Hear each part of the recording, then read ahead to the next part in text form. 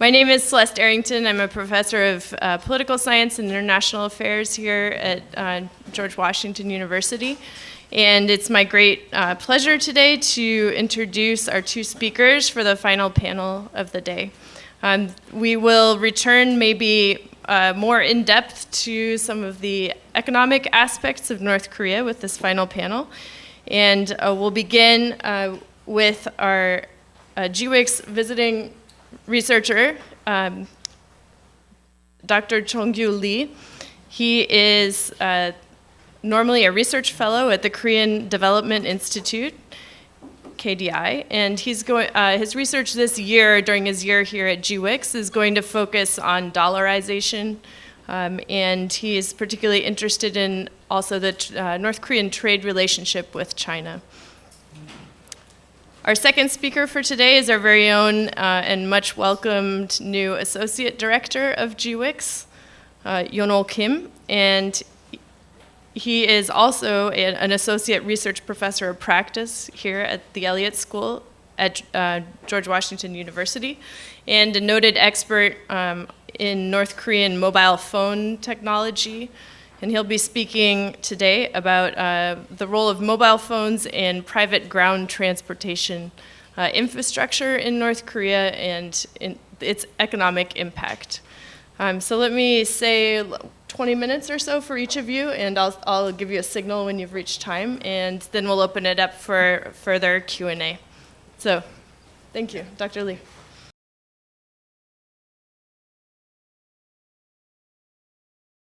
Thank you for kind introduction. I'm Jong-un Lee from Korea Development Institute, and I'm a visiting scholar at GWIKS. And today I will talk based on some data.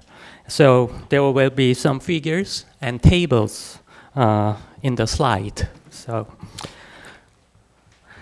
firstly, I will talk about short-term challenges and mid and long-term challenges of Kim Jong-un's era. And short-term challenge comes from, of course, economic sanction, especially since 2017. And mid and long-term challenge comes from domestic changes such as marketization, dollarization, and demographic change. And there are lots of issues here. Then let's start by looking at economic growth first. And in terms of growth, North Korea minimized the negative impact of economic sanction until 2016. And this situation changed significantly since 2017. The economic growth was minus 3.5% and minus 4% in 2017 and 18, respectively. And though these numbers are not seriously bad compared with famine period in the 1990s. So what is the current status of North Korean economy? It's very controversial, as always. And some argue that it's in bad economic conditions. So growth in Kim Jong-un's era was the result of base effect and economic sanctions. Furthermore, economic sanctions are enhanced. But others argue that North Korea economy is okay because there's less sensitivity to external shocks and market functions very properly. So we need to look both ways. In short term, economic sanction. In mid-term, domestic changes. So what are the short-term challenges? There's sanction, of course. And we know this story very well, so I think I don't have to explain this in detail. But I would like to argue that timing of sanction is very important in order to analyze the effectiveness of sanction. For example, impact of sanction in 2016 comes mostly from UN resolution 2270. And in 2017, an impact comes from 2321. And in 2018, impact comes from various sanctions, as we all know. So we will go. I will go over it one by one, very briefly. So let's see what happened in 2016. Total trade of North Korea has increased because there's a people's livelihood purpose exception, and this plays an important role. And so it's easier for North Korea to make transactions with other countries as there's a condition of exception. So the trade has increased. Furthermore, they took the option of speed battle as they did in Kim Il-sung's and Kim Jong-il's era. In that there's a 7th Party Congress, 70 days battle before Party Congress, and 200 days battle after Party Congress. And remember that 1 year has 365 days, but 270 days in a battle. So mostly they are in a battle in 2016. Then what happened in 2017? Export has decreased significantly. Why? Because there was limit on coal export, and export decreased by 37%. And contribution of coal export decrease in whole trade decrease takes 80%. And furthermore, there was an enormous opportunity cost because international coal price rise when UN sanction was imposed. That means they had to sacrifice their opportunity to earn more money with high price of coals. And policy response was self-reliance first doctrine. For example, in Kim Jong-un says all factories and business must eradicate the import syndrome and must start fight to supply raw materials and equipment domestically. I don't know how he can do that, but that's what he said. Also, they make a committee decide the product that can or cannot be imported. And if the product is allowed to be imported, then also authority gives some license and then in return they receive some fees for that. And this can be one evidence that they are making most of the informal sectors or making the most of its own people. Then what happened in 2018?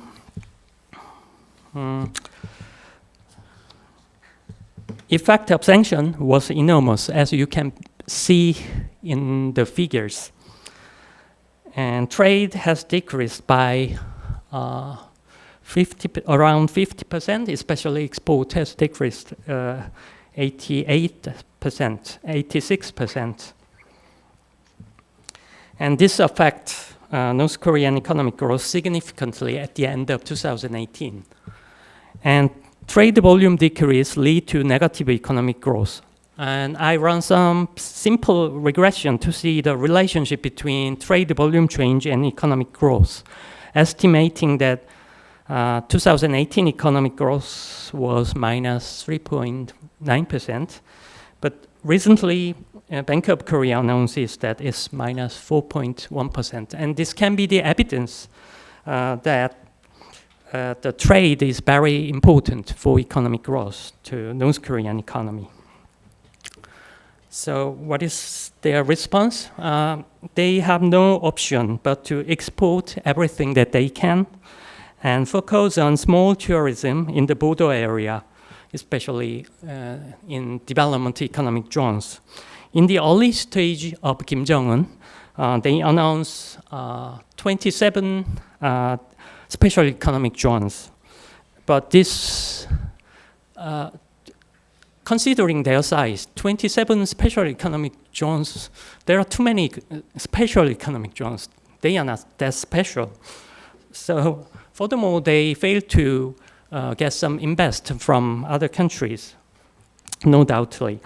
And so they just, nowadays, they just focus on small tourism in the border area, mostly from China. And Also, they have to make the most of informal sector, like from its people and from the domestic market. And furthermore, trade structure was distorted last year. They export like watch movement and ferrosilicon and weak instrument and motors, and which are not related with sanctions, and focusing on light industry, and they have no option but to take this kind of items. And also, export destination has changed from Liaoning province to Jilin province, where they don't have to use port or ships. Maybe it can be easier for them to export something to, they can get easier access to Jilin province. That's the reason why they choose the province export destination to Jilin province. And more importantly, last year they tried to find a diplomatic solution, as we know very well. Then what's happening in 2019? During the first half, trade with China has increased by 15%. However, if you compare with other years, trade volume is still below the average of the 2010s. So it looks trade recovering, but still struggling, showing that they are in a difficult position. That's the external part of North Korean economy and short-term challenge. And how about mid and long-term challenges? And after the collapse of Soviet bloc in the early 90s and the famine in mid-90s in North Korea, public distribution system collapsed and marketization gained speed. And following figure can be the example based on survey of 1,010 people, 10 North Korean defectors. And the majority choose the market as the most common means to get food and goods, especially after the 2011, 84% of people say that they get some food and goods from the market. And the following table is more striking. Look at the right column. And before 2005, main income comes from formal sector, 56%, 57%. But after 2011, it's from informal sector, 64%. And the case of upper class is more interesting. And upper class after 2011, they own the share of their income comes from informal sector. The share is around 87%. In this reason, people want to stay in informal sector as they can earn more money in the market, and then makes marketization more speedy. So the main objective of North Korean authorities, the main objective of North Korea's economic policy in the 2000s is to reduce the gap between official and market price. So in 2002, in the July 1st, they tried to increase their official price to market price level, and then they failed. And then in 2009, during the fifth currency reform, they tried to reduce the market price to the official level, and then they failed again. I think I don't have to explain fifth currency reform. So not only economists, but also non-economists can guess what will happen after this kind of policy measure. That's hyperinflation. But strange thing is that you can observe very stable price and exchange rate after in Kim Jong-un's era, especially you can see the table is a coefficient of variation, and you can see the stability of Kim Jong-un's era in terms of price and exchange rate. Then why? What's the reason? I suggest 3 hypotheses. Maybe number 1 is large supply from the functioning market, as Kim Jong-un regime tries not to intervene the market activity as his father or grandfather did, as his father did in the past. And that can be one reason. And second can be less possibility of policy change with regard to price level. They can get some lessons from the failure in 2002 and 2009. So they know what should not do, though they don't know what to do. So that's what they realize during their failed experience. The last but not least one is dollarization. And historically, sound parallel currency is always a stabilizer. By acting as a substitute for the domestic currency, it enhances the people's base. And now, more people use Chinese yuan as a main currency than North Korean won, especially in the border area. Even currency substitution is observed, and this is the result of our survey. We conduct survey asking which currency did you mainly use in North Korea? And we didn't ask the experience.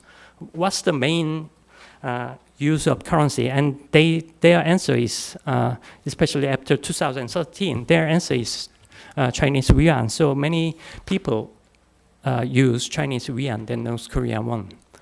And we can get some evidence from another survey. And since the reform in 2009, the share of foreign currency use increased dramatically, especially in the border area. It was 22%, but it now is around 57%. So at this stage, I need to talk about pace of dollarization. In low degree of dollarization, there's only asset substitution, which is people just save their foreign currency money. They don't use foreign currency in the market. But in the medium degree of dollarization, there's asset substitution, and also people use foreign currency in big transaction, such as buying house or other things. When they buy very expensive ones, they use foreign currency. And high degree of dollarization, they use foreign currency even in small transaction. That's the degree of dollarization, and we suspect that North Korea is in between medium and high degree of dollarization, especially in the border area. So, following table can be the example. After the currency reform in 2009, we can easily find many people use Chinese yuan, even in transactions such as rice and flour. And around 40% of people buy rice with Chinese yuan. So the number has increased a lot. Of course, dollarization has pros and cons. It can provide macroeconomic stability and elimination of seniority options and other things. However, there can be many losses, loss of monetary policy and mismatch of foreign currency asset and liabilities. And especially I'm wondering how much North Korean authority can be patient, letting the paper money with mouse picture circulated among the people instead of Kim's picture. So there can be a social, political and social problem as well. I think North Korean authority knows this very well. And the regime has recently become more focused on the fluctuation in inflation and exchange rate.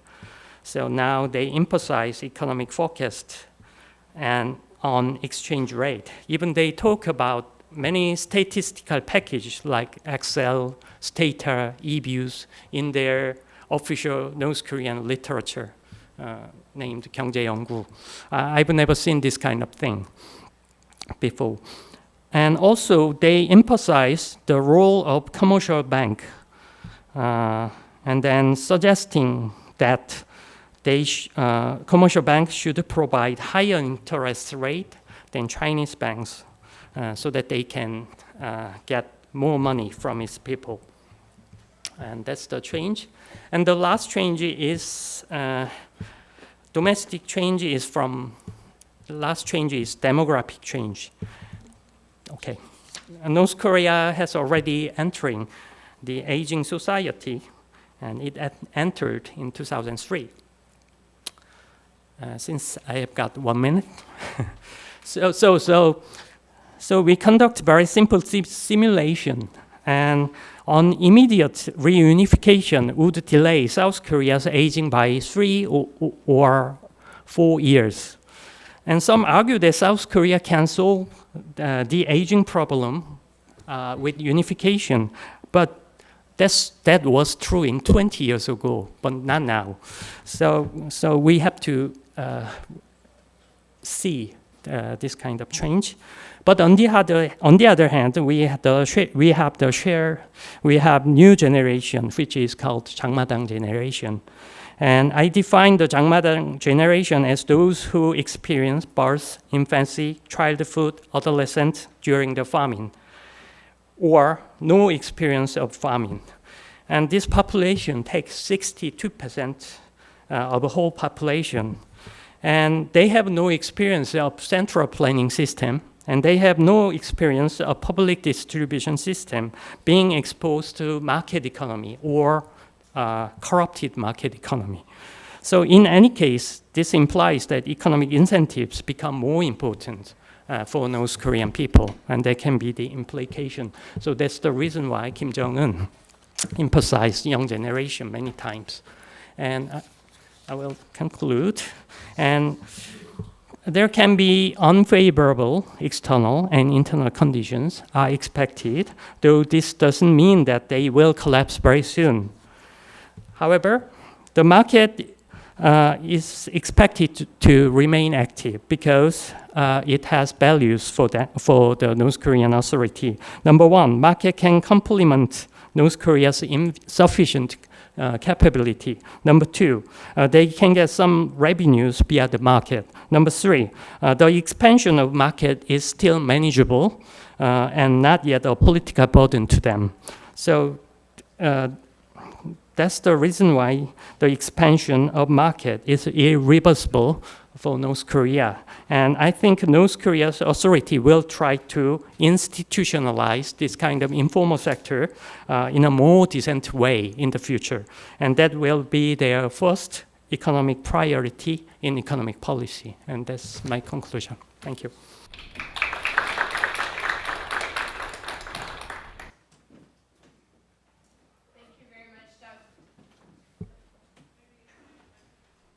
Thank you very much, Dr. Yi. And I hope in the Q&A we can touch a little bit more on the demographic shifts that you mentioned, and I think we're rushed through, as well as the importance of the informal market for the regime. I think that's a very important point. And on that note, we now turn to Associate Director Kim for the final word today. Thank you. Yes.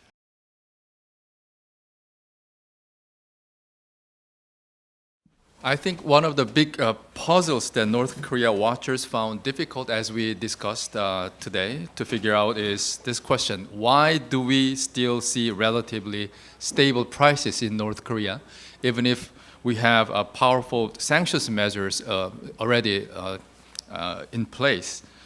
Explanations are wide-ranging, and today I'd like to focus on a recent market trend in North Korea that contributed to price stabilization and enhanced market efficiencies, which is North Korea's logistics revolution based on the combination of cell phone and private ground transportation services. And this seems to be, as Dr. Lee pointed out in his conclusion, irreversible and would be lasting even after the sanctions are lifted. So the North Korean, let me talk about the mobile telecommunication in North Korea first. So North Korean mobile telecommunications market has seen dramatic subscribers growth since late 2008 when they first introduced their 3G service by Korealink, a joint venture with the Egyptian telecom company Orascom. And North Korea began to build a second mobile telecom network called Gangsongnet, Strong and Prosperous Network in Korean, with Ministry of Post and Telecom as the sole investor.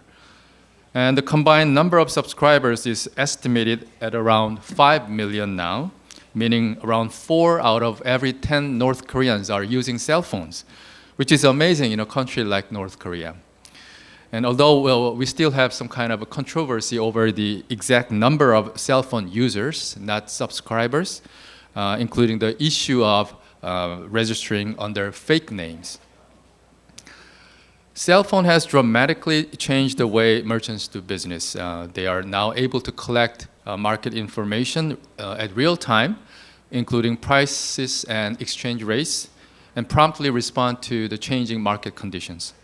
And negotiations are conveniently taking place over a phone instead of meeting in person at the marketplace, also allowing decisions over price, quantity, shipping, or delivery methods to be made over the phone. You can no longer imagine doing business at Changmadang without cell phone. Even old people at a very poor makeshift booth, they all have their own cell phones now. Although you don't have UPS or FedEx service in North Korea, there are even truck or bus drivers who provide courier service. All they need is the cell phone numbers of the shipper and the recipient and other players. And this courier service allows the merchants to do business while sitting at home. And even smugglers, I was told by former smugglers, they are even also benefiting from this logistics revolution. They no longer need to visit the seller or buyer and carry their goods to market themselves. So all in all, what we can say is long gone is the term runner merchant, as now with the phone numbers of wholesale and retail sellers and drivers, you can operate your business as a so-called stay-at-home merchant. And one of my defector interviewees said this kind of paradigm shift in North Korea among the merchants. So how could this happen in North Korea? North Korea's transportation system traditionally centered around the railway. As late Kim Il-sung once stated, railways are the arteries of the country. However, with the economic crisis in the 1990s, the railway system was no longer able to properly function. So, because of the lack of energy and the deterioration of locomotives and railway tracks, and it became common for trains to run as slow as around 20 kilometers per hour, which is really slow, and stop frequently, extending a theoretically one-day trip to a several-day adventure. However, the demand of people and product movement increased, as we discussed, as North Koreans began marketization as a survival tactic.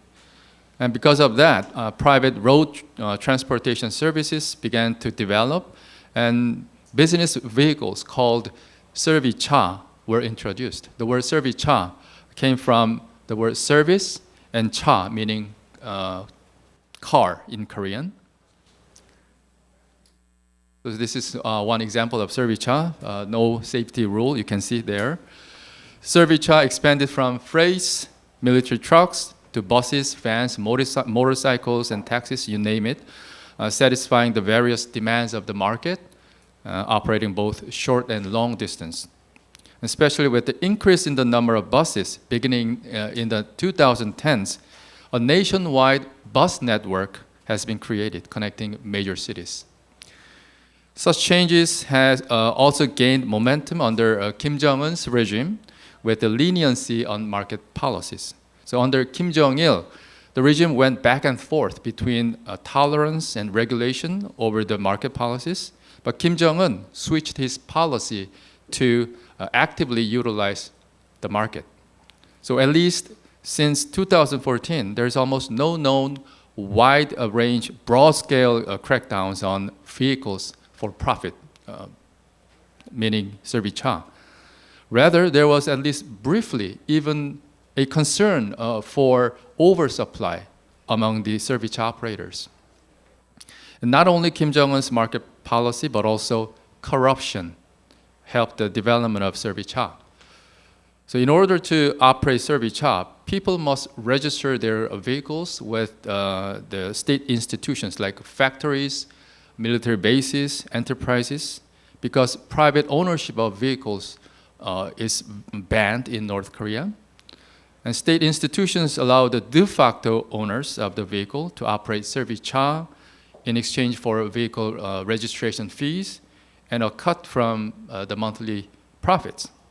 So through this symbiotic relationship, the officials, corrupted officials, secure operational funds of their state institutions, accumulate private wealth, and allow the de facto owners to operate servicha, quote-unquote, legally.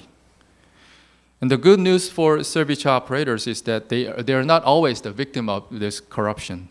Since the state-run gas stations are mainly concentrated in downtown Pyongyang and its suburban area and scattered throughout provincial capitals and main highways, servicha operators, they need to get their gas from illegal traders when they're especially driving in the countryside.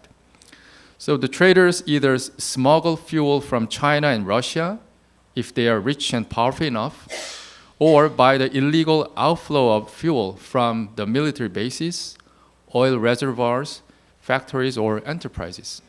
So for example, the military bases appropriate fuel by fabricating training time. And the enterprises sell fuel received from the state to the market and buy back from the market when needed. If somebody like Inspector General or whoever is powerful to point out your faults, then they hastily buy back their fuel from the market. For the market to work, telecom and transportation, in the North Korean case, cell phone and servicha, are destined to go together.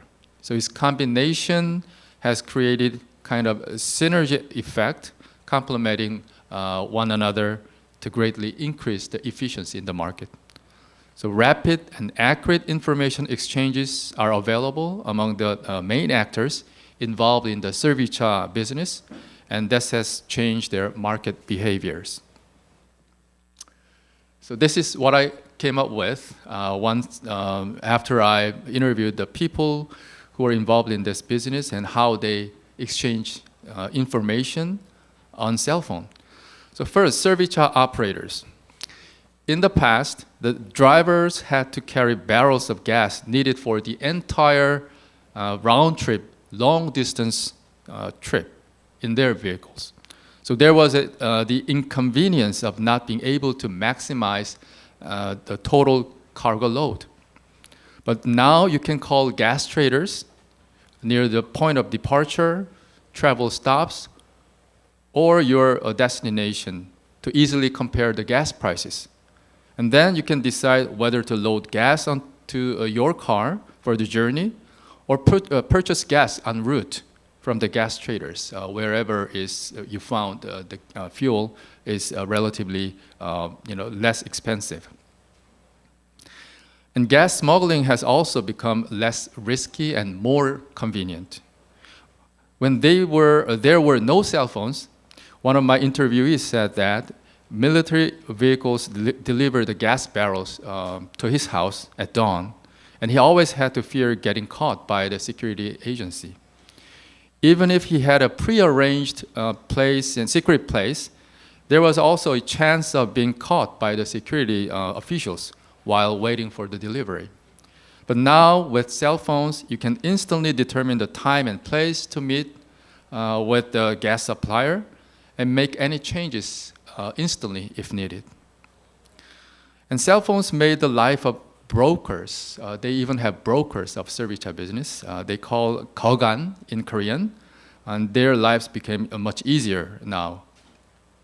So brokers who connect the shippers and service for handling charge have been active throughout all regions in North Korea.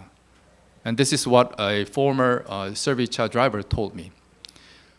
So before departing from Pyongyang, I would call the brokers in Wonsan to connect me to some shippers who have goods to be sent to Pyongyang so that I won't return to Pyongyang empty-handed.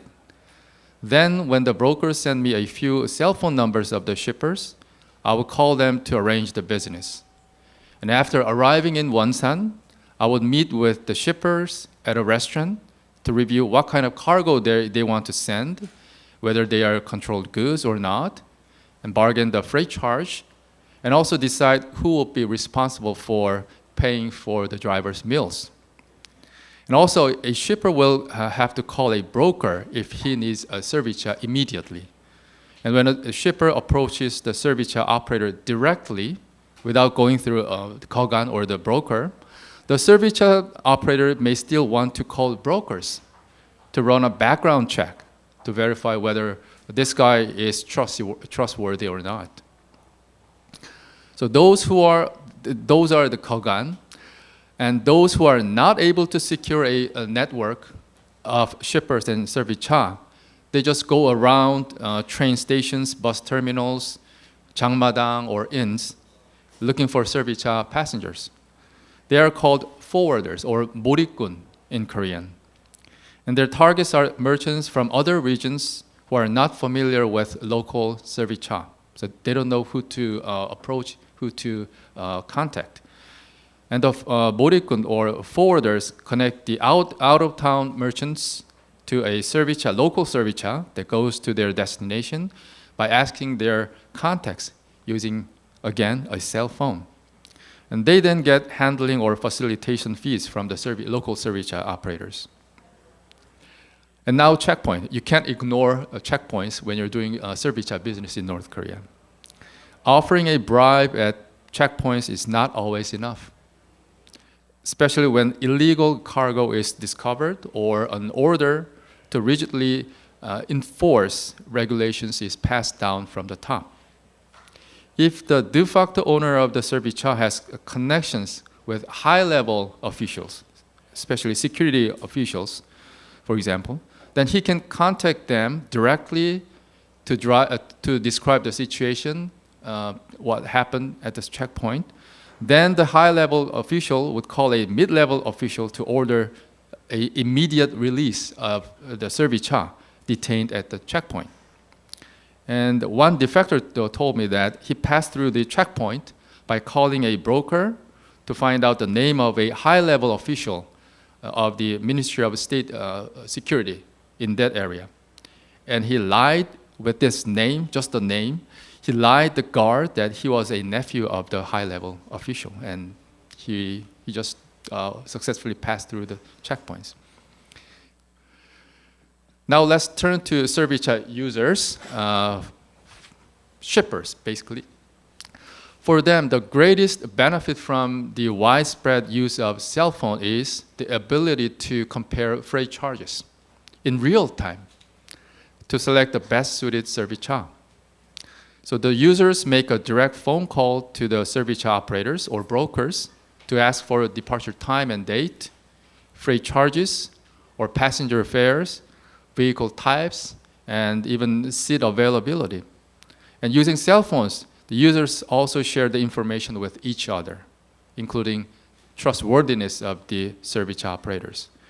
And because of this very active exchange of information, naturally, they could come up with sort of fair and reasonable prices in the service market. So everybody knows how much it would cost for a certain freight and for a certain distance.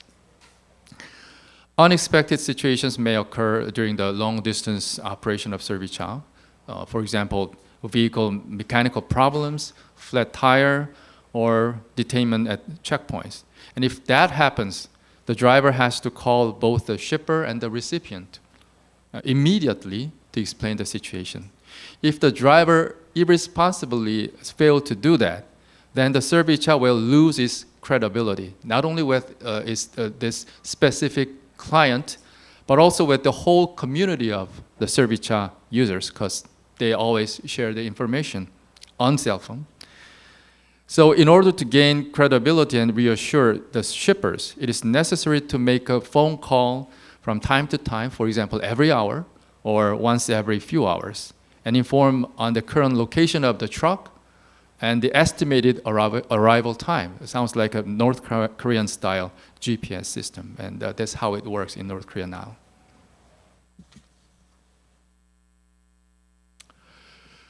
The logistics revolution that I just explained has brought about some changes in the market. First, specialization to the process of distribution. So the market players have come up with a division of labor and role assignment while dealing with shipping, transporting, receiving, and selling. As a result, costs have been reduced, risks have been distributed and mitigated, and cargo volume has expanded. And quick product supply has been made possible in response to changes in the market conditions.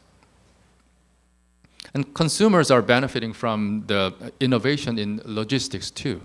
So regional price differences and sharp increase in prices have been greatly reduced in North Korea.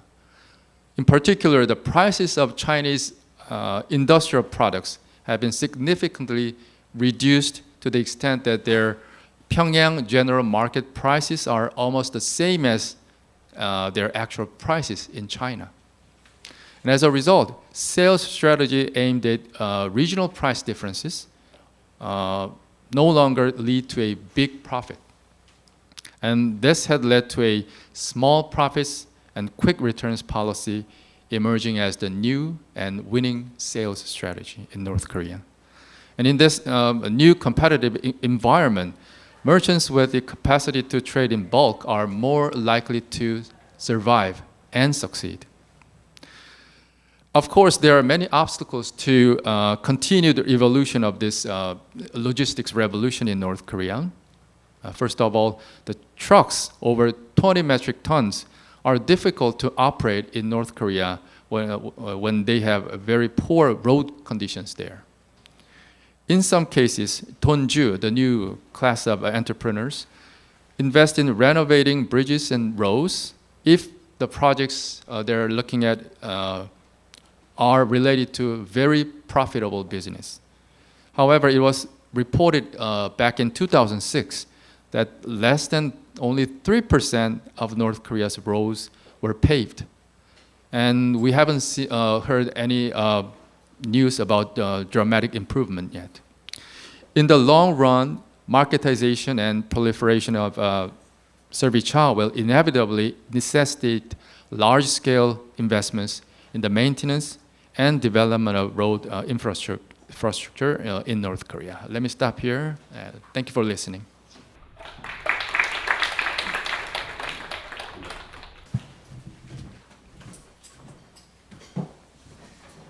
All right, thank you very much for that enlightening discussion about the details of how the logistics of how things happen in North Korea today. Thank you. I'd like to open it up to questions now from the floor, and I'll collect 2 or 3 for our speakers. Bill, do you want to start? And then Andrew, and then go ahead. Can we start here with, yeah. Thank you both. Very interesting presentations. I have, I guess, a couple of comments on Dr. Lee's.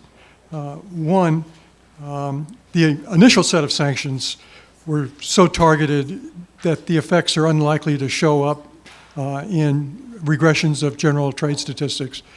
But you would have a parametric shift with the ones from 2016 forward because they're starting to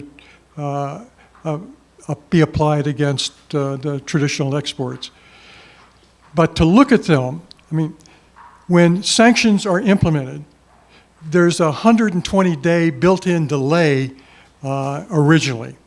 And then that's just to report back. And there's also a delay in the country getting the regulations circulated after the new regulations have been adopted. And contracts already entered to are generally made exempt by the implementing country. So I think you need to build in considerable delays in the regression. You need to lag it quite a bit. And it might show up if you did monthly statistics on China trade with North Korea. Just an idea. The one bone I have to pick is that you threw up a graph of North Korea GDP growth. You had North Korean GDP growth based upon Bank of Korea data, which my understanding is doesn't show North Korean growth because what you have is North Korean output weighted by South Korean prices. So it is what North Korea's GDP would be if it had the same resource endowment and exposure to foreign trade and so forth as South Korea, which we know it doesn't. So it's really not measuring North Korea GDP. And the 6% spike in 2000 came from a definitional change from GDP to GNI so that they could show, for political reasons, improvement in North Korea at the time. So, I mean, I'm really critical of continuing to, everybody does it. Everybody reaches out and shows graphs with North Korea GDP based on BOK data. But it doesn't show anything, so I have problems with it. But thank you very much. I appreciate it. Thank you. We'll go to Andrew now.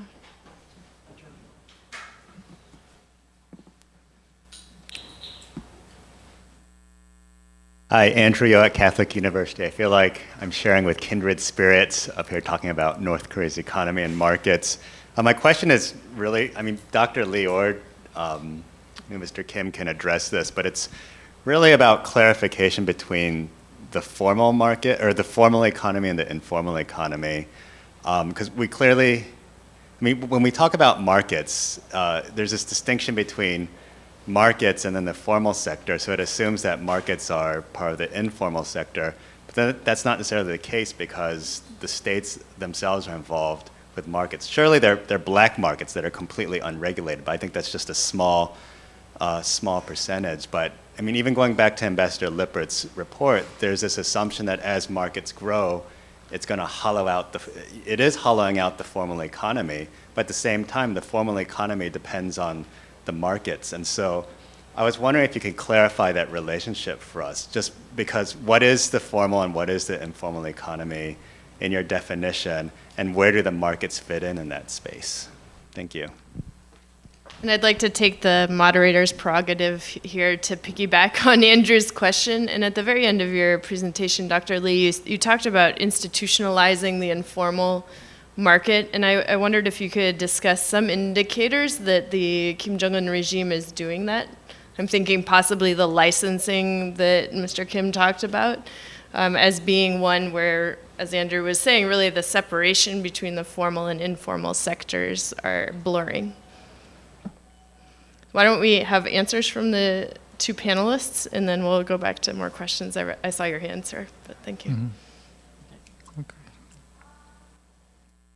Okay. Thank you, Bill. Thank you for the nice comment. And there can be many weaknesses in Bank of Korea's statistics, and many people admit this kind of thing. But we don't have any option but to use this kind of data.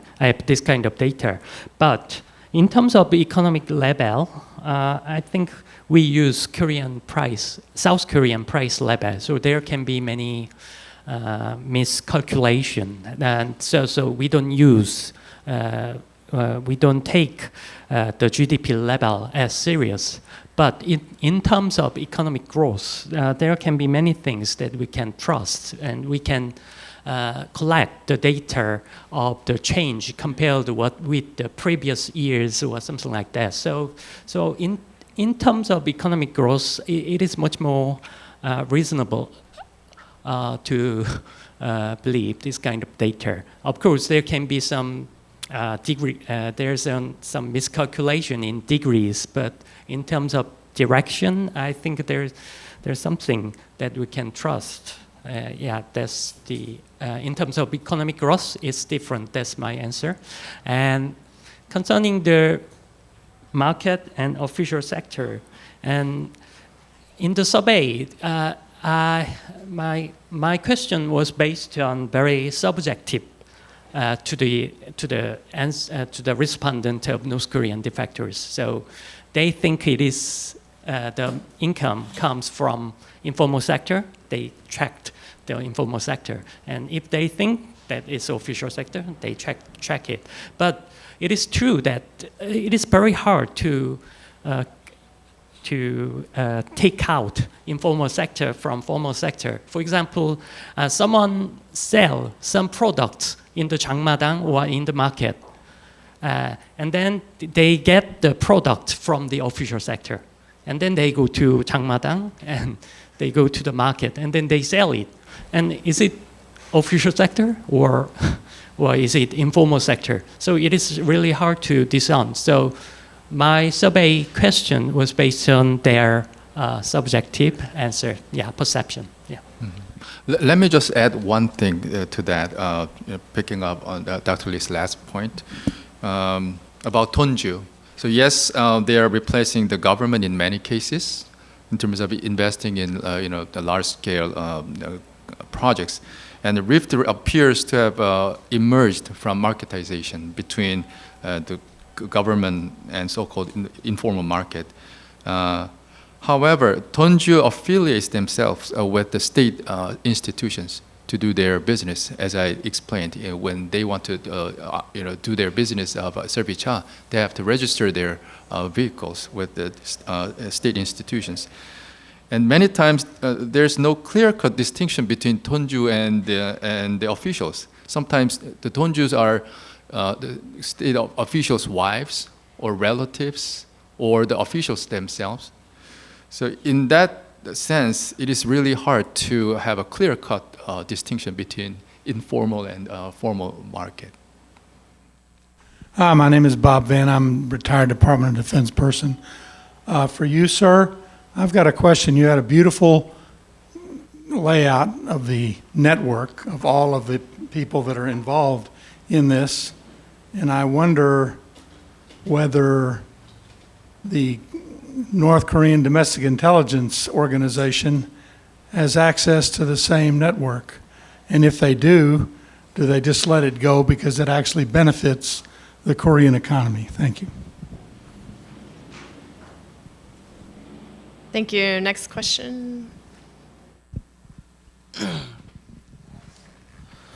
I'm Kevin, the first-year student from Status Quo, and my question is that what is the possibility that servicha will become the harmful transaction, such as a weapon, international weapon transaction?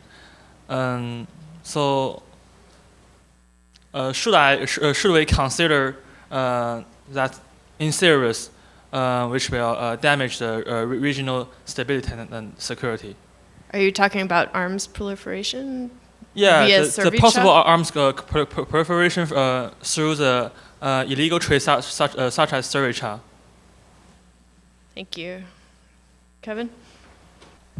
Thank you. So Kevin Gray from the University of Sussex. So I just liked Yeon-ho Kim. I found that presentation really fascinating, and I was just wondering whether you thought that this development of the logistics sector is one of the reasons why we see such price stability within North Korea, because you see the 2017, 2018, there was this massive decline in North Korea's external trade, but it's a bit of a mystery why prices have still remained so stable. And one of the explanations I've heard, and I'll just say it and see what see what you think, is that because the products that we tend to kind of track the prices of are just basic necessities in a market in which the Chinese market and the North Korean market have become so integrated that any decline in demand within North Korea is quickly followed by a decline in supply as a result of that. Because if there's a decline in demand for, say, rice, for example, then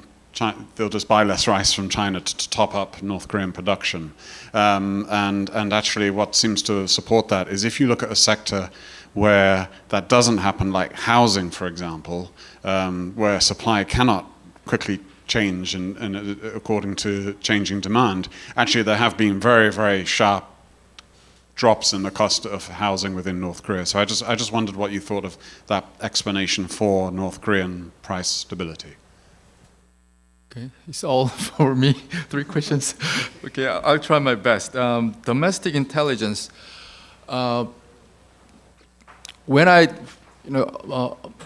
introduced this really dramatic changes in North Korean, telecommunications market, like around 5 million people theoretically using cell phones. People always ask me, then are we going to have a kind of Jasmine revolution in North Korea? And my answer is always no. I don't think so, because North Korea, they are really, and they are supposed to be really good at monitoring and surveillance. And as you mentioned, there are a lot of people working on 24/7, surveillance system. And I was told by former security agent that when it comes to text message, you can monitor them real time. It just pops up on their monitor, big screen in a room. Voice calls, when you have like theoretically 5 million people talking theoretically at the same time, there's no reliable technology to monitor them real time. But they do have some kind of voice call transcript record. So if they detect somebody, involved in really serious political, business, then the police officer can check the record, and the records are stored for 3 years, I was told. Having said that, again, intelligence people just monitoring all those people on cell phone, and whether they're, the service operator or brokers, it is really impossible for them to check the communication, real time. And if you are wise enough, you wouldn't say any sensitive word on your when you're talking on cell phone. If you really wanted to say, oh, how about the fuel smuggling, then they would say, they will replace the word with like socks, right? They would use some kind of code words, and it's kind of a hide and seek game. So probably in that sense, there are some loopholes, I guess. I'm not sure how capable the intelligence people are in this matter, but again, there must be some loopholes and hide and seek games going on. And service child transporting illegal arms for illegal arms transactions. I'm not sure. I mean, as you could see in the picture, the service child, we're not always talking about fancy, large trucks. It all includes like a decades-old truck. It's really unbelievable it is still operating, but North Koreans, they somehow figure out how to operate, right? So in that case, maybe servicha is not the best option for you to this kind of illegal, arms transaction business. And price stability, I think you're right.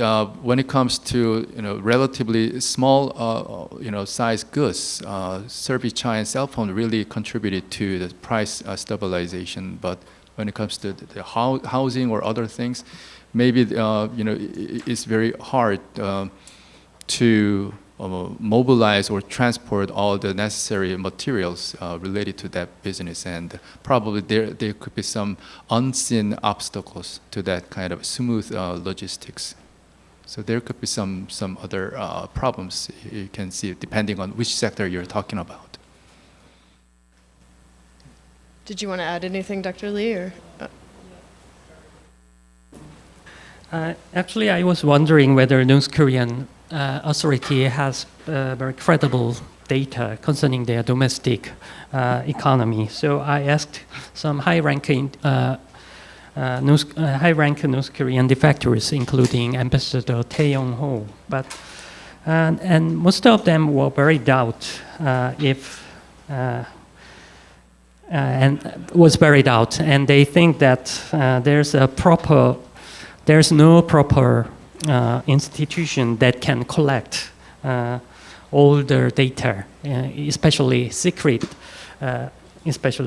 sector. For example, dear leader sector, military sector, and informal sectors. And it is really hard, and there's no institute that can collect this kind of data, and that's most of their answers. So I was very desperate. Yeah. Hi, my name is BJ Choi from the LU School. I'm a first-year graduate student. So I have a quick question to Dr. Lee about the Jangmadang generation. So you mentioned about the percentage of Jangmadang generation is like 67 or 62% of the entire North Korean population, which is pretty incredible, I think. So like, how do you see the future role of the Jangmadang generation in terms of like shaping the economic, like a culture or marketization in North Korea? Because it seems like, as you say, like Kim Jong-un is not really afraid of like receiving all their kind of capitalism idea, so only to interact with more like a Jangmadang generation. So that's what I want to ask you. Any other questions for this round? Okay, one more question, and then we'll turn it over to. Hello, Thomas Santos, master's candidate here at the LA School. I was also wondering about the demographics of North Korea, wondering if there's any sort of initiatives or any sort of projects that they're doing to try and increase the younger generation to try and prevent an aging population like we're seeing in South Korea and Japan and various other countries around the world. So what projects or what initiatives are they trying to do to increase the population and trying to get it to a sustainable level? Those questions are for you, so thank you. Yeah, I think Jangmadang generation is very interesting to me because they have no experience of proper central planning system or this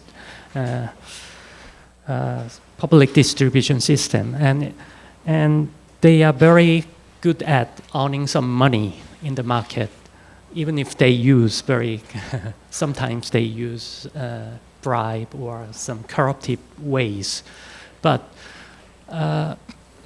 nevertheless, it implies a lot because it implies that economic motivation and economic incentives is very important, and North Korean regime knows this very well, and they have got pressure to get mobilizing the labor force. So this is the totally different situation compared with the past. So that can be the very different thing compared with his father's era. And furthermore, I think this kind of generation, the share of this kind of generation will larger and larger as time goes by.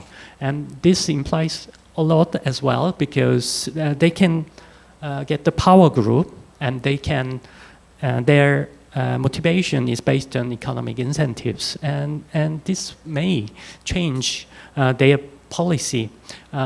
It cannot be very significant. It cannot be very rapid, but it can be very gradual. And I heard that there are many economists, North Korean economists, in 30s or 40s, and they studied abroad, and they are very good at English, and they are very good at proper market economic knowledge. So I think this kind of people will change many things in North Korea, and that's the reason why I have some hope for this generation. Yeah.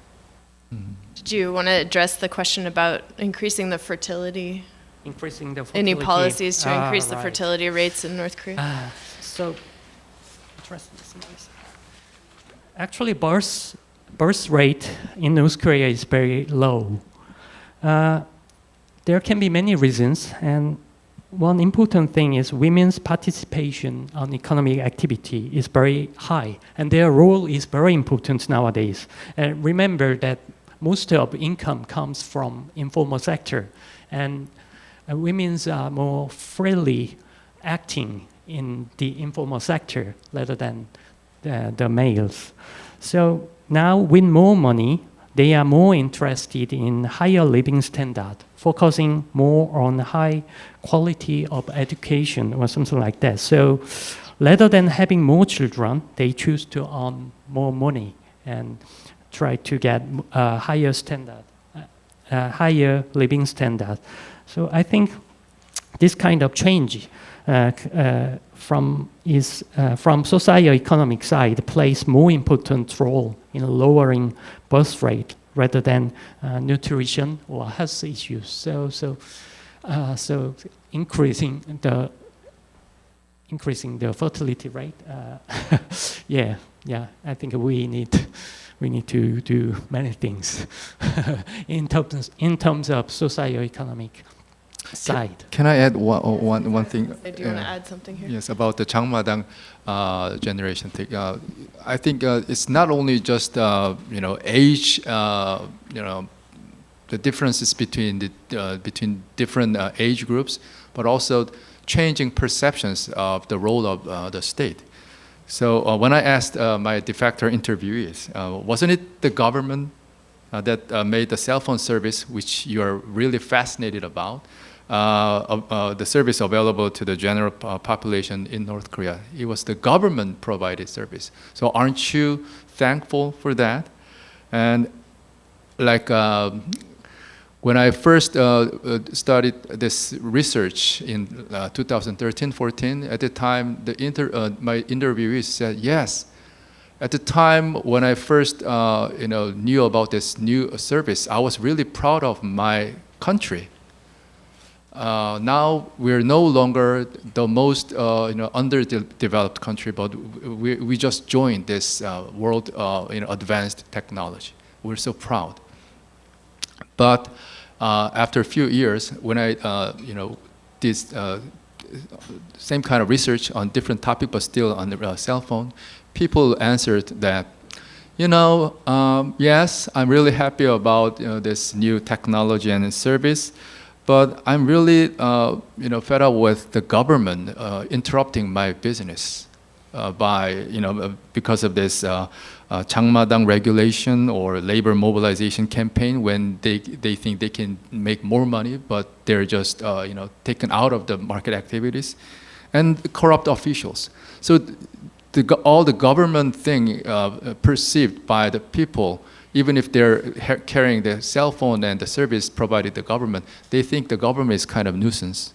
So I can see a really great changes, even when it comes to this new technology. So I want to please join me in thanking Dr. Lee. And especially Associate Director Kim put a lot of work into this program with the rest of GWIKS and the KDI school. So please thank him for putting today's program together. Thank you.